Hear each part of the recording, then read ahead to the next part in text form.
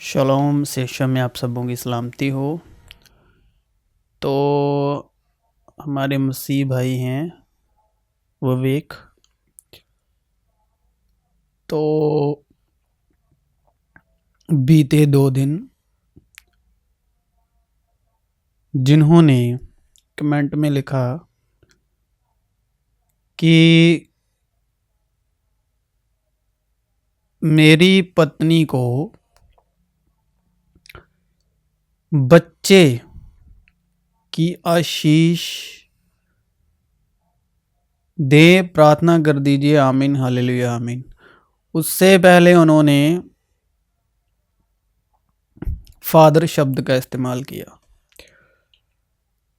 तो सबसे पहले आप सबका बहुत बहुत शुक्रिया जो आपने अपना कीमती वक्त खुदा के कलाम को सुनने में बोया। तो आज का उपदेश हर एक उस मसीह भाई के लिए मददगार है जो भाई विवेक की सिचुएशन में है। तो मत्ती 23 उसकी 9 आयात में लिखा है, मैथ्यू चैप्टर 23 वर्स 9, और जमीन पर किसी को अपना बाप ना कहो, क्योंकि हमारा बाप एक ही है जो आसमानी है, अब्बा, क्योंकि हम रूहानी हैं। इसलिए फिक्रमंद होकर ये ना कहो कि हम क्या खाएंगे या क्या पिएंगे या क्या पहनेंगे, क्योंकि इन सब चीज़ों की तलाश में गैर कौमें रहती हैं, और तुम्हारा आसमानी बाप जानता है कि तुम इन सब चीज़ों के मोहताज हो। बल्कि तुम पहले उसकी बादशाहत और उसकी रास्तबाजी, धार्मिकता, बादशाहत यानी बादशाहत और उसकी रास्तबाजी, धार्मिकता जो ईमान से है, और बादशाहत का उसी ईमान की धार्मिकता के सबब से जिसका वादा है, तो पहले उसकी तलाश करो, तो ये सब चीजें भी तुम्हें मिल जाएंगी। बल्कि खुदावन आपको वक्त के साथ सरबुलंद करेंगे। ऐ प्यारे, मैं ये दुआ मांगता हूं कि जिस तरह तू रूहानी तरक्की कर रहा है, इसी तरह तू सब बातों में तरक्की करे और तंदुरुस्त रहे। तो कहने का मतलब ये है कि मसीह में वक्त रहते जो कुछ भी हमें चाहिए खुदा की मर्जी के मुताबिक, तो हमें सबसे पहले बादशाहत और रास्तबाजी की तलाश करनी होगी, क्योंकि मसीह में ईमान के सबब से हर चीज हासिल होती है, हर बरकत हासिल होती है। हमारा ईमान सही होगा तो सही चीज सही वक्त पर खुदावन खुद मुहैया करते हैं। लेकिन उससे पहले हमारा ईमान बहुत मायने रखता है।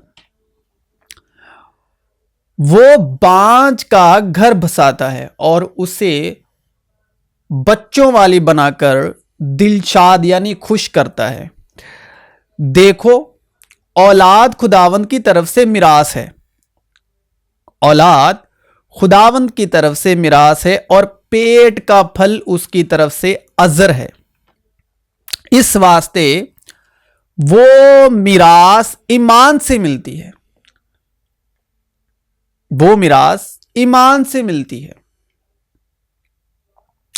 ताकि फजल के तौर पर हो और वो वादा कुल नस्ल के लिए कायम रहे। ईमान से। तो ईमान कैसे पैदा होता है?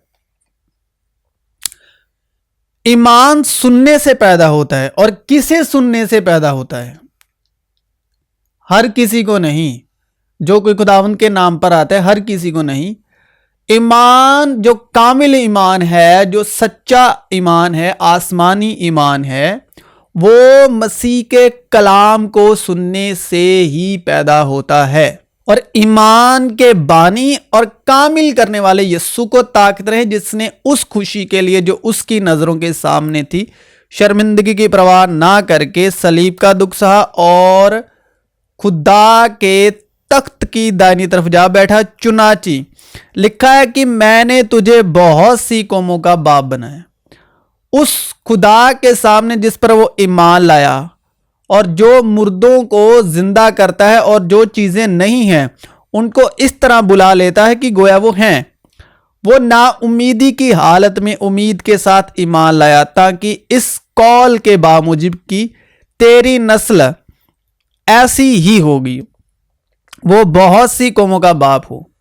और वो जो तकरीबन 100 बरस का था, बावजूद अपने मुर्दा से बदन सारा के रहम की मुर्दाईगी पर लिहाज करने के ईमान में ज़ाइफ ना हुआ और ना बेईमान होकर खुदा के वादे में शक किया, बल्कि ईमान में मजबूत होकर खुदा की तमजीद की और उसको कामिल इत्तिकाद यानी संपूर्ण विश्वास, कामिल इत्तिकाद हुआ कि जो कुछ उसने वादा किया है वो उसके पूरा करने पर भी कादिर है। और खुदावन ने अब्राहम से कहा कि तू अपने वतन और अपने नातेदारों के बीच से और अपने बाप के घर से निकलकर उस मुल्क जा जो मैं तुझे दिखाऊंगा, और मैं तुझे एक बड़ी कौम बनाऊंगा और बरकत दूंगा और तेरा नाम सरफराज करूंगा।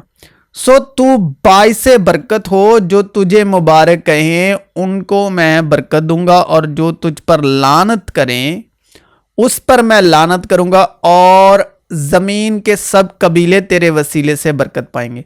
सो अब्राहम खुदावंद के कहने के मुताबिक चल पड़ा। तो हमें ईमान में चलना होगा। इसको जिस्मानी नीयत से मत समझिएगा, रूहानी नीयत से हमें ईमान में चलना शुरू करना होगा। फिर अब्राहम ने कहा कि देख, तूने मुझे कोई औलाद नहीं दी, और देख मेरा खानजाद मेरा वारिस होगा। तब खुदावंद का कलाम उस पर नाजिल हुआ और उसने फरमाया, जब अब्राहम 99 बरस का हुआ तब खुदावंद अब्राहम को नजर आया और उससे कहा कि मैं खुदाए कादिर हूं, तू मेरे हजूर में चल और कामिल हो। तू मेरे हजूर में चल और कामिल हो। ये नहीं यहां पर लिखा है कि पहले कामिल हो करा तो फिर मेरे हजूर चल सकता है। जैसे जैसे हजूर उसके चलते जाओगे आप कामिल होते जाओगे, और आपको वक्त पर खुदावंद की तरफ से जो कुछ भी चाहिए, जो भी जरूरत है, आपको मुहैया करवाई जाती है। और मैं अपने और तेरे दरमियान अहद बांधूंगा और तुझे बहुत ज्यादा बढ़ाऊंगा। तब अब्राम सरनीगुन हो गया और खुदा ने उससे हम कलाम होकर फरमाया कि देख, मेरा अहद तेरे साथ है और तू बहुत कौमों का बाप होगा, और तेरा नाम फिर अब्राम नहीं कहलाएगा बल्कि तेरा नाम अब्राहम होगा, क्योंकि मैंने तुझे बहुत कौमों का बाप ठहरा दिया है। और मैं तुझे बहुत बड़ोमंद करूंगा और कौमें तेरी नस्ल से होंगी और बादशाह तेरी औलाद में से बरपा होंगे। और मैं अपने और तेरे दरमियान और तेरे बाद तेरी नस्ल के दरमियान उनकी सब पुश्तों के लिए अपना अहद जो अब्दी अहद होगा बांधूंगा, ताकि मैं तेरा और तेरे बाद तेरी नस्ल का खुदा रहूं। ईमान ही से सारा ने भी सिनायाश के बाद हामिला होने की ताकत पाई, इसलिए कि उसने वादा करने वाले को सच्चा जाना। बस एक शख्स से जो मुर्दा सा था, आसमान के सितारों के बराबर कासिर और समुंदर के किनारे की रेत के बराबर बेशुमार औलाद पैदा हुई। और इजहाक ने अपनी बीवी के लिए खुदावंद से दुआ की, क्योंकि वो बांझ थी और खुदावन ने उसकी दुआ कबूल की और उसकी बीवी रिबका हामिला हुई। और खुदा ने रखेल को याद किया और खुदा ने उसकी सुनकर उसके रहम को खोला और वो हामिला हुई और उसके बेटा हुआ। और दानाओ तो याद कैसे होता है खुदावन को? रूहुल कुस यूहन्ना 14 उसकी 26 आयत, रूहुल कुस जिसे पिता मेरे नाम से भेजेगा वही तुम्हें सब बातें बताएगा, वही तुम्हें याद दिलाएगा। मैं अपना इत्मीनान तुम्हें दिया जाता हूं। और खुदा ने रखेल को याद किया। रखेल को याद करने का मतलब अब्राहम, इजहाक और यकूब, जो अब्राहम के साथ वादे किए उसको याद किया। और खुदा ने रखेल को याद किया और खुदा ने उसकी सुनकर उसके रहम को खोला और वो हामिला हुई और उसके बेटा हुआ। और दनाओं के घराने में सूराह का एक शख्स था जिसका नाम मनोहा था। उसकी बीवी बाँझ थी, सो उसके कोई बच्चा ना हुआ। और खुदावंद के फरिश्ते ने उस औरत को दिखाई देकर उससे कहा, देख तू बाँझ है और तेरे बच्चा नहीं होता, पर तू हामिला हो गया और तेरे बेटा होगा। सो खबरदार, मैं या नशे की चीज़ ना पीना और ना कोई नापाक चीज़ खाना, क्योंकि देख तू हामिला होगी और तेरे बेटा होगा। यहूदिया के बादशाह हेरोदेस के ज़माने में अबिया के फारिक में से जकरिया नाम एक काहिन था और उसकी बीवी हारून की औलाद में से थी और उसका नाम अलिशबा था। और वो दोनों खुदा के हजूर रास्तबाज और खुदावंद के सारे हुक्मों और कानूनों पर बेऐब चलने वाले थे। ये जो जकरिया और अलिशबा ये शरीयत के अधीन थे। अब हम फजल और सच्चाई के अधीन। अब का जो वक्त है, क्योंकि फजल और सच्चाई मसीह यीशु की मार्फत पहुंची और शरीयत जो है मूसा की मार्फत दी गई। तो गुनाह ने बादशाहत की आदम से लेकर मूसा तक और शरीयत की बादशाहत रही मूसा से लेकर यूहन्ना बपतिस्मा देने वाले तक। और शरीयत से हम आज़ाद होते हैं, बदन आज़ाद होता है मसीह यीशु की सलीबी कुर्बानी के वसीले। क्योंकि शरीयत तब तक इख्तियार रखती है जब तक आदमी जिंदा रहता है। तो आदमजात का जो गुनाह था, जो आदमियों में फैला हुआ था, वो सारा गुनाह खत्म होता है सलीबी कुर्बानी के सबब से। और उनके औलाद ना थी क्योंकि अलिशबा बाँझ थी और दोनों उम्र रसीदा थे। जब वो खुदा के हजूर अपने फारिक की बारी पर कहानत का काम अंजाम देता था, तो ऐसा हुआ कि कहानत के दस्तूर के मुआफिक उसके नाम का कुरा निकला कि खुदावंद के मकदिस में जाकर खुशबू जलाए। और लोगों की सारी जमात खुशबू जलाते वक्त बाहर दुआ मांग रही थी कि खुदावंद का फरिश्ता खुशबू के मज़बा की दाहिनी तरफ खड़ा हुआ उसको दिखाई दिया और जकरिया देखकर घबराया और उस पर दहशत छा गई।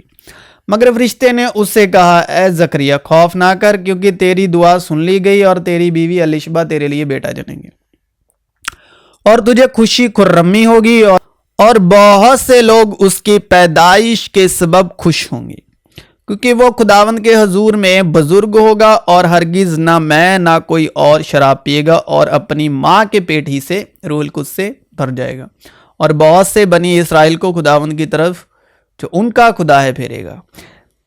तेरी बीवी तेरे घर के अंदर मेवेदार ताक की मानिंद होगी और तेरी औलाद तेरे दस्तरख्वान पर जैतून के पौधों की मानिंद। तो मसीह यीशु में आप सबों की सलामती हो।